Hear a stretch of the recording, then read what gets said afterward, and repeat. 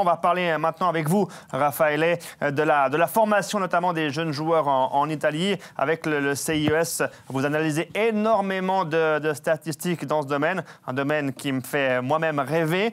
Raffaele, quel constat vous avez pu faire justement sur la formation des jeunes Italiens en Serie A et notamment au sein des grands clubs italiens? Bon, c'est un constat qui est assez flagrant, c'est-à-dire qu'il y a de plus en plus de joueurs qui sont importés de l'étranger et beaucoup de difficultés pour le club italien de faire jouer des jeunes, non seulement des jeunes du secteur des jeunes, de leur propre secteur des jeunes des clubs, mais aussi d'Italiens tout court, quoi. Et aujourd'hui, il y a une majorité de joueurs étrangers dans le championnat italien, qui est aussi un championnat qui, de manière générale, fait peu de place aux jeunes, avec les moyennes d'âge plutôt voilà, avancées. Et si on prend même les grands clubs phares, on voit qu'il n'y a aucun véritable jeune qui sort, on va dire, du mouvement junior et qui va en première équipe, par exemple. C'est Moïse Kean cette année, Juventus. Ou Donnarumma, par exemple. Donnarumma. Les cas sont extrêmement rares en général. On peut les compter les doigts d'une main, je pense. C'est vrai que c'est très, très rare. Et puis, en fait, même Milan, qui a rajeuni l'équipe, parce qu'à un certain moment, ils ont eu besoin de relancer en cycle. Je pense qu'ils ont bien fait. Ils ont du potentiel, même si ça ne réussit pas encore totalement. Même eux, voilà, ils ont beaucoup pioché à l'étranger, au final. Et on remarque aussi que, notamment, les grands clubs, ce qu'ils font, c'est qu'ils forment des joueurs. Ils ne font pas rien, hein, il faut bien le dire. Mais par contre, ils préfèrent d'abord les prêter en série C, par exemple, et ensuite, éventuellement, les récupérer derrière. Mais ils font rarement le saut Primavera et première équipe. Hein. Juventus, c'est le cas le plus flagrant parce qu'ils ont sous contrat, je ne sais pas, peut-être 80 joueurs. Ils ont même des managers qui s'occupent des joueurs en prêt, tellement ils en ont. Ils ont 2 équipes en prêt. D'où la création d'une équipe B, c'est les premiers, Juventus, mais d'autres clubs vont suivre. Mais ils jouent en série C. On peut se demander quand même si quelqu'un qui joue même en série C est vraiment prêt après pour la série A. Donc on verra, mais ils bougent en tout cas dans ce sens-là. Et vous parlez en effet des joueurs étrangers, ce qui est assez intéressant. On a fait un petit calcul sur les 5 gros clubs, hein, donc la Juventus, Naples, l'Inter, l'AS Rome et l'AC Milan. Si on prend les 3 meilleurs buteurs de chaque équipe, on arrive à 15 buteurs. Et sur les 15 meilleurs buteurs, il n'y a que 3 Italiens, en l'occurrence Insigne, El Shaarawy et Cutrone.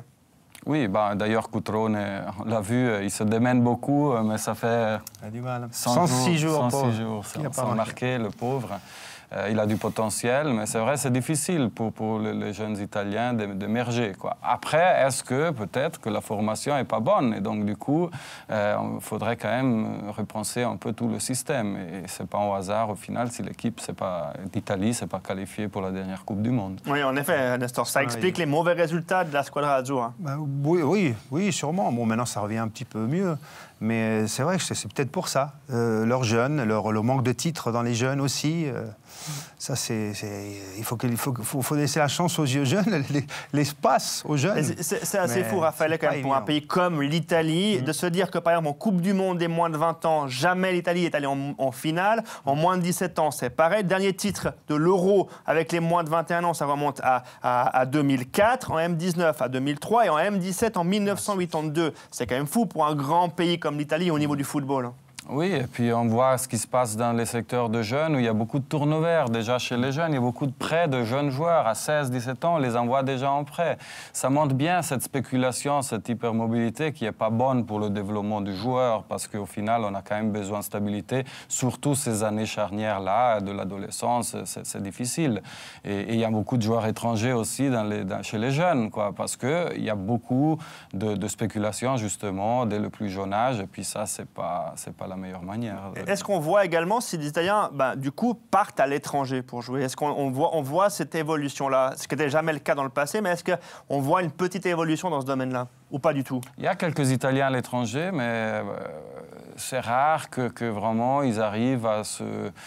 Je sais pas, les Argentins, les Brésiliens, les Français même, ils ont peut-être une autre capacité d'adaptation, mais c'est vrai que, Giovinco, un joueur qui a bien bourlingué, Verratti, il y en a qui sont allés, même jeunes, en Angleterre, mais souvent, on les a oubliés, les Makeda, les Lupoli, qui sont rentrés au pays parce qu'ils n'ont pas pu vraiment s'adapter, je pense.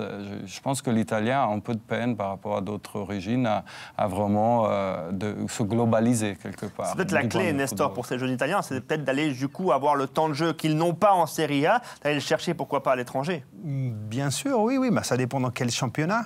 Des championnats de haut niveau, c'est difficile. L'Espagne travaille bien, l'Angleterre aussi, mais c'est vrai qu'il faut leur faire un espace. Sinon, l'Italie va être confrontée à un problème sérieux, surtout pour l'équipe A, quoi. Vous êtes inquiet pour le futur de la Squadra Azzurra, de voir autant de jeunes pas forcément évoluer en Serie A? Ben, c'est sûr qu'à long terme, c'est pénalisant, ça c'est évident. Parce qu'il y a quand même une corrélation très forte entre le niveau des clubs et l'expérience qu'on accumule au niveau des clubs et les performances des équipes nationales. Ce n'est pas pour rien que la France est championne du monde avec plein de joueurs français à l'étranger ou en France aussi. Donc c'est clair que ce n'est pas de bon augure. Maintenant, les derniers matchs, c'était pas trop mal. Donc l'espoir est quand même là. Oui, mais en effet, on peut être optimiste éventuellement pour le futur de cette équipe nationale.